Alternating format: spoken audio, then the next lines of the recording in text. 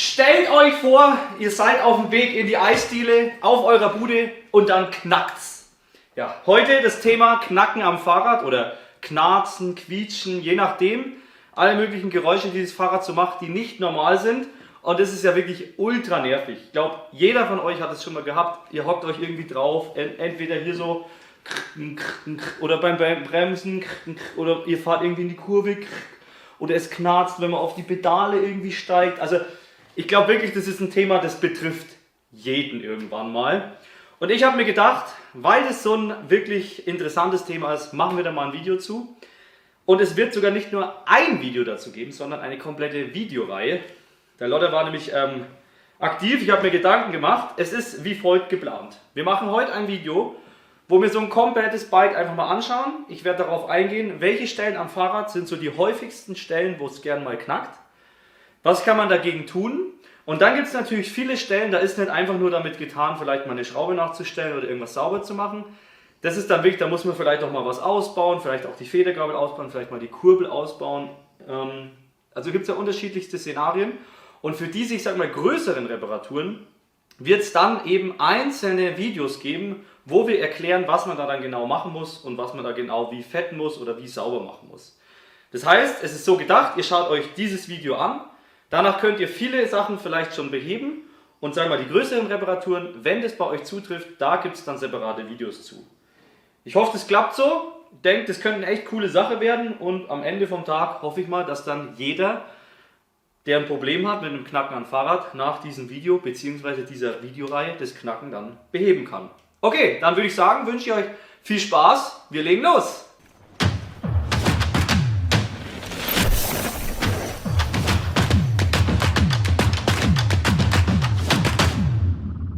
Wir haben jetzt hier bewusst uns für ein Fahrrad entschieden, was vollgefedert ist, weil man am vollgefederten Rad einfach noch mehr Stellen hat, die Probleme, sage ich mal, verursachen können. Wenn ihr jetzt zum Beispiel kein vollgefedertes Fahrrad habt, dann fallen halt einfach viele Sachen weg. Das ist ja dann eher positiv. Wir fangen jetzt einfach mal ganz vorne an. Der Lenker, das Cockpit, der Vorbau, der Steuersatz, also diese ganze Lagerung hier, ist eine der häufigsten Ursachen, wo ein Knacken entstehen kann. Wie kann man das relativ einfach rausfinden? Wichtig ist, wenn ihr zum Beispiel fahrt, versucht nicht zu treten, nicht im Sattel zu sitzen und wirklich nur die Belastung auf den Lenker oder auf den Vorbau zu bringen und nicht zu bremsen. Wenn ihr den Lenker nach rechts und links bewegt und merkt, dass da irgendwas knackt, ohne dass ihr bremst, irgendwie groß einfedert oder irgendwas anderes macht, dann ist die Wahrscheinlichkeit sehr hoch, dass es die Verbindung Vorbau an Lenker ist.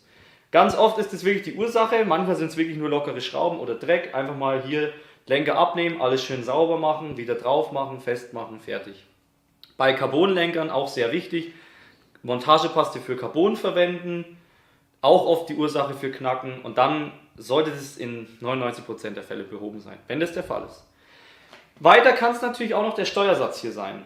Einerseits natürlich wichtig, dass der Steuersatz richtig eingestellt ist, da gibt es von mir auch schon einige Videos zu. Könnt ihr euch einfach mal das Tutorial anschauen zum Federgabel einbauen. Da erkläre ich auch, wie man das Steuersatzspiel einstellt. Wenn der Steuersatz Spiel hat, das heißt, wenn diese Lager nicht richtig, sage ich mal, diese Spannung auf dem Lager nicht richtig eingestellt ist, dann wackelt es ja hier drin. Und wenn es wackelt, haben wir zwei Probleme. Erstens kann durch das Wackeln Dreck reinkommen und der Dreck kann dann eben zu Knarz- oder Knackgeräuschen führen.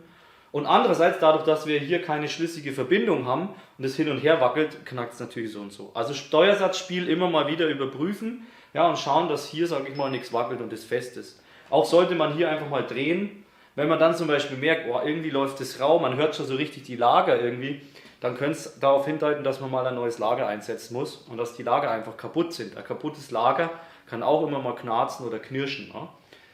Genau, wie kann man das Steuersatzspiel feststellen? Einfach das Fahrrad am Boden stellen, Vorderradbremse gedrückt halten und dann das Rad nach vorne und hinten schieben, mit dem Finger hier unten mal hinlangen. Wenn das dann wackelt, dann hat der Steuersatzspiel. Und hier wird es zum Beispiel auch, wenn das bei euch jetzt der Fall wäre, dass das Knacken irgendwie von vorne kommt, das merkt man zum Beispiel auch, wenn man Stoppie macht oder wenn man stark nur die Vorderradbremse verwendet, dass es dann irgendwie knackt, dann wäre ein Steuersatzservice fällig, das wäre dann ein separates Video, Federgabel ausbauen, Lager rausnehmen, alles sauber machen, schmieren, überprüfen, wird ein separates Video, sobald es online ist, wird es hier auch verlinkt und dann könnt ihr euch das einfach anschauen. Machen wir weiter, was haben wir noch, wenn wir diesen vorderen Bereich hier anschauen? Eine Kleinigkeit, ganz kurz erwähnt, wenn ihr zum Beispiel Steuersatz alles schon gemacht habt, Steuersatz, Spiel passt, Vorbau, Klemmung, alles super. bleibt trotzdem noch die Verbindung von dem Gabelschaft zur Gabel, diese Krone. In ganz seltenen Fällen kann es auch sein, dass die knackt. Nur schon mal so dazu gesagt, kommt wirklich mittlerweile sehr selten vor, aber es kann eben passieren. Ansonsten, wenn wir weiter nach unten gehen, haben wir eigentlich nur noch das Laufrad und die Verbindung vom Laufrad an die Federgabel. Auch diese Verbindung könnte ein Knackgeräusch verursachen. Was kann man hier machen? Einfach mal die Achse rausmachen, schauen, dass da alles sauber ist. Die Aufnahme, wo das Laufrad reingesteckt wird, schauen, dass die sauber ist, da kein Dreck ist. Auf die Achse einen ganz leichten Ölfilm drauf machen, Fettfilm drauf machen, damit einfach das leicht geschmiert ist, schützt auch vor Korrosion und dann das Ganze wieder zusammenbauen. Kann ganz oft schon wirklich helfen. Das gleiche gilt fürs Hinterrad. Auch hier haben wir die Verbindung Hinterrad in Rahmen. Auch hier schaut, dass die Achse sauber ist, dass die Achse leicht gefettet ist und dass die Aufnahme sauber ist. Wenn das der Fall ist, können wir hier eigentlich Knackgeräusche schon mal ausschließen. Der Sattel, auch ein sehr häufiges Problemkind. Oder sagen wir mal die Verbindung vom Sattel an die Sattelstütze. Die knackt wirklich sehr gerne. Wie kann man das Ganze rausfinden? Stellt euer Rad einfach am Boden und wackelt mal hier mit relativ großer Kraft am Sattel nach rechts, nach links, nach oben, nach unten, zur Seite. Oft knarzt es dann schon richtig, dann wisst ihr, okay, Verbindung Sattel zu Sattelstütze. Einfach den Sattel mal runterbauen, alles schön sauber machen, gerade hier oben sammelt sich ja gern der Dreck an, wieder draufschrauben und dann hat man das oft schon behoben. Es kann allerdings in seltenen Fällen auch vorkommen, dass der Sattel an sich knackt oder knarzt. Wenn zum Beispiel der irgendwie schon leicht kaputt ist oder hier oben diese Aufnahme irgendwie nicht richtig festgemacht ist, also da auch wirklich den Sattel an sich mal überprüfen, wenn man drüber ist. Wie kann man das sonst noch rausfinden? Klar, wenn ihr jetzt auf dem Fahrrad sitzt, wenn das Knacken natürlich nur im Sitzen ist und im Stehen nicht, dann ist es meistens schon ein sehr großer Indiz dafür, dass es irgendwie mit Sattel zu tun hat oder auch mit der Sattelstütze an sich. Ja, die Sattelstütze ist ja auch in den Rahmen eingeschoben und dann hier oben festgeschraubt. Diese Schraube sollte natürlich, sage ich mal, im richtigen Drehmoment festgezogen sein. Und generell sollte hier auch nicht extrem viel Dreck drin sein. Also es schadet nicht, immer mal die Sattelstütze vielleicht mal rauszuziehen, ein bisschen sauber zu machen, wieder reinstecken und festmachen. Auch sollte man hier einen ganz kleinen Fettfilm auf die Sattelstütze drauf machen. Keine Montagepaste, die verklebt mit der Zeit und dann ist es eine Riesensauerei und geht irgendwann immer raus und frisst sich fest. Also hier einfach einen ganz leichten Fettfilm drauf machen, dann ist das eigentlich alles gut und knackt auch nicht. Wenn ihr einen Carbonrahmen habt, dann wichtig, Carbonpaste verwenden. Ohne Carbonpaste teilweise Sattelstütze in Rahmen funktioniert es gar nicht, weil dann hält die einfach nicht. Ne? Dann rutscht die einfach rein. Dann müsst ihr hier die Schraube so festmachen, dass ihr sie wahrscheinlich kaputt macht. Also wirklich dran denken, bei Carbon immer Carbonpaste im Hinterkopf haben. Genau, also dann sind wir hier eigentlich soweit fertig. Also auch wirklich ein ganz häufiges Problemkind ist wirklich Sattel, Sattelstütze, irgendwie diese ganze Verbindung hier, die auf jeden Fall mal prüfen. Wisst ihr, was auch ganz gern immer mal Geräusche macht? Das sind dann aber eher so Knirschgeräusche oder so leichte Klappergeräusche. Hat man oft nicht im Hinterkopf, das sind die Leitungen. Im Rahmen, man hört es jetzt nicht so richtig, aber manchmal ist das Problem, dass um die Leitungen im Rahmen kein Schaumstoff ist. Und dann klappern die Rahmen im Rahmen. Dann klappern die Leitungen im Rahmen. So. Rahmen. Ja, also da müsst ihr auf jeden Fall auch mal gucken, kann man ganz einfach rausfinden, indem man vielleicht immer so ein wenig wackelt, mal ein wenig hin und her drückt, ob da irgendwas klappert oder scheppert, weil das ist oft so ein, gerade wenn man über Wurzelfelder fährt oder bremst, dann macht es dann so. Ja, und dann ist das halt die Leitung, die im Rahmen gegen das Alu schlägt, dann macht das halt ding, ding, ding, ding, ding, ding, ding. Passiert leider hier und da immer mal wieder. Auf jeden Fall auch mal am Schirm haben. Ja, gerade wenn ihr über Bremswellen fahrt oder Wurzelfelder und es da sehr schnell klappert, mal die Leitung am Hinterkopf behalten. An der Stelle hoffe ich, dass es einfach schon ganz viele von euch glücklich sind und ihr Knacken schon gefunden haben. Aber vielleicht auch noch nicht. Ja, vielleicht knackt es immer noch. Deshalb müssen wir noch tiefer in die Materie einsteigen. Wir gehen mal einen Schritt weiter. Thema Laufräder. Eine lockere Speiche kann auch ein Knacken verursachen oder ein Knarzen oder ein komisches Geräusch. Deshalb ruhig auch mal bei den Laufrädern alle Speichen mal so durchdrücken, ob da irgendwelche irgendwie extrem locker sind. Ja, kann auch ganz gern mal zu einem Knackgeräusch führen. Wir werfen jetzt mal einen Blick auf den Antrieb. Antrieb ist natürlich auch meistens nur beim Treten hörbar. Also ganz oft ist ja so das Szenario, Kunde kommt irgendwie rein, ja, immer wenn ich richtig stark in die Pedale tritt, dann knackt's oder knarzt's. Da klingeln bei mir immer sofort die Alarmglocken, Antrieb.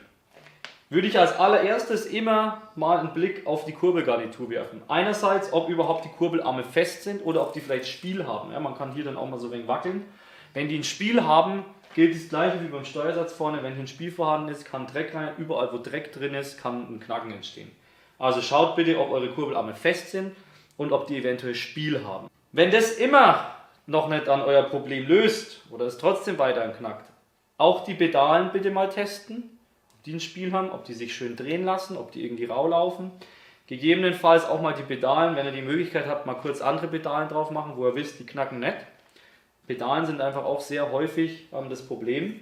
Ansonsten muss man hier wirklich dann noch tiefer in die Materie einsteigen und wirklich mal die Kurbelgarnitur abnehmen, das Innenlager sauber machen, prüfen, wie die Lager vom Innenlager, vom Zustand her sind, wie drehen die sich noch. Alles sauber machen und neu zusammenbauen. Also das ist trotzdem eine Stelle, hier sammelt sich sehr gern viel Dreck an und es schadet nicht, immer mal Kurbelgarnitur auszubauen, sauber zu machen, zu schmieren und wieder zusammenzubauen.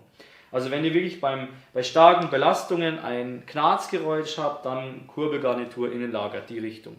Jetzt ist natürlich beim Fully auch noch so ein bisschen die Besonderheit, wenn ich jetzt voll in die Pedale tritt, passiert natürlich noch was anderes. Der ganze Hinterbau bewegt sich. Und da sind wir jetzt beim nächsten Punkt. Das ist natürlich bei einem Fully, kann natürlich der komplette Hinterbau, diese ganzen Lagerungen, diese ganzen Verbindungen, Schraube in Lager in Rahmen, das sind alles Stellen, die natürlich Knarzgeräusche verursachen können. Und hier hat sich tatsächlich meiner Meinung nach, oder so was ich für Erfahrungen gemacht habe, sehr bewährt, wenn man sich einfach eine Flasche Bikereiniger nimmt, man geht raus, fährt und man hat ja irgendwann immer dieses Geräusch. Und dann sprüht man mit dem Bikereiniger alle Gelenkstellen ab, aber nach der Reihe. Also ich würde zum Beispiel rausgehen, würde einfedern, dann höre ich zum Beispiel ein Knacken. Dann sprühe ich zum Beispiel einfach hier oben mal die Dämpferaufnahme ein. Einfach mal einsprühen, feder ein paar Mal ein. Wenn es dann immer noch ist, mache ich halt weiter. Dann mache ich die untere Dämpferaufnahme und so gehe ich alle Gelenkstellen am Fahrrad, die sich bewegen, durch. Und wenn ihr Glück habt, findet ihr so die Stelle, die knackt. Weil meistens ist irgendwo Dreck drin, was sich irgendwie bewegt und dann dieses Knarzgeräusch verursacht. Ja? Und so versuche ich das dann rauszufinden und wenn ich dann irgendwann merke, jetzt meinetwegen hier unten das Hauptgelenk, ich sprühe hin, feder ein, oh, irgendwie wird es leiser oder ist fast weg, dann weiß ich, okay, ich muss da unten das Hauptgelenk mal auseinanderbauen und sauber machen und neu schmieren. Grundsätzlich ist es natürlich auch so, dass alle Schrauben einfach mit dem richtigen Drehmoment angezogen sein sollten, der Hinterbau sollte kein Spiel haben, auch hier kann man, sage ich mal, Hauptrahmen halten und ein anderes Bauteil, was, sage ich mal, lagernd angeschraubt ist und hier einfach so ein bisschen wackeln. Wenn man jetzt hier irgendwie ein größeres Spiel irgendwo drin hätte, gerade wenn das Fahrrad am Boden steht und man das macht, dann würde man das spüren. Ja, also ganz oft ist einfach das Problem irgendwo Dreck im Hinterbau oder irgendwelche Schrauben locker. Das nächste wäre natürlich, wenn wirklich Lager kaputt sind. Ich sage mal, bei Rädern, die jetzt nicht allzu alt sind und halbwegs gut gepflegt sind, würde ich das im ersten Schritt erstmal mal ausschließen. Wenn die Räder natürlich schon älter sind und ihr auch viel irgendwie im Bikepark oder so unterwegs seid, dann kann es natürlich auch mal schon sein, dass irgendwo ein Lagerdefekt ist. Dann muss man natürlich im nächsten Schritt wirklich auch mal so einen Hinterbau zerlegen, sich die Lager alle anschauen. Jetzt sind wir eigentlich schon fast am Ende. Also das Einzige, was mir jetzt noch einfällt, ist wirklich so dieses Konstrukt Antrieb an sich, also Kassette, Kette, Schaltröhrchen, Schaltwerk. Auch hier schaut einfach, dass eure Kette geölt ist. Wenn eure Kette natürlich komplett trocken ist, dann ist es logisch, dass es beim Treten komische Geräusche macht. Was ich auch schon vereinzelt hatte, ist, dass so Kassetten, die, sage ich mal, aus einem Stück gebaut sind. Die sind ja teilweise nicht aus einem Stück gefräst, sondern die günstigen Kassetten irgendwie sind die ja genietet oder vernietet oder so und dass man da gerne mal ein Knarzgeräusch hat. Da gilt aber das Gleiche, das Ding einfach mal mit Bikereiniger einsprühen und schauen, wie sich das Ganze dann verhält. Ja. Da kann man tatsächlich aber auch gar nicht so viel dann machen, weil wenn die Kassette an sich knarzt, da hilft ja dann in den meisten Fällen wirklich einfach nur ein Austausch. Ne. Kommt aber wirklich sehr, sehr selten vor. Also das hat man wirklich nicht oft. Ansonsten würde ich sagen, abschließend kann man sagen, bevor ihr irgendwie riesige Suchen anfangt, macht einfach so diese Klassiker, mal am Sattel wackeln, mal Steuersatzspiel prüfen, alle Schrauben nachziehen, das Bike auch einfach mal sauber machen. Oft habe ich hier Kunden, die bringen Fahrrad rein, komplett eingesaut, gefühlt dreimal im Bikepark gewesen und nicht sauber gemacht und dann sagen sie, ja, irgendwas knackt. Da muss ich natürlich auch sagen, wenn das Ding halt komplett verdreckt ist logisch, dass da irgendwas knackt. Also bevor ihr irgendwie da riesig was auseinanderschraubt, macht das Bike erstmal sauber und schaut, was danach ist. Ganz oft ist einfach nur, du machst das Bike gescheit sauber und das Knacken ist weg. Gerade bei die vollgefederten Dinge. Vielleicht auch noch so ein kleiner Tipp, den ich vorhin vergessen habe, ist der Dämpfer. Ganz oft ist auch bei der Feder, also die Verbindung Feder auf Dämpferteller ist so eine Stelle, die gern mal knackt. Da kann man dann einfach mal die Feder so ein bisschen hin und her bewegen. Oft ist es dann schon weg. Aber ansonsten, macht euer Bike sauber, schaut, dass alle Schrauben immer fest sind und dann habt ihr eigentlich schon sehr viel gewonnen. Und wie gesagt, wenn ihr tiefer einsteigen wollt, wenn ihr für detailliertere Sachen Hilfe braucht, sei es dann wirklich Innenlager ausbauen, Rahmen- und Gelenkeservice, Steuersatzservice, da werden in Zukunft jetzt Videos zu kommen. Je nachdem, wann ihr das Video anschaut, sind die auch schon online. Dann guckt ihr einfach in die Playlist rein und könnt euch die anschauen. Okay, in diesem Sinne, vielen Dank fürs Zuschauen. Ich bin gespannt auf euer Feedback. Macht es gut. Servus.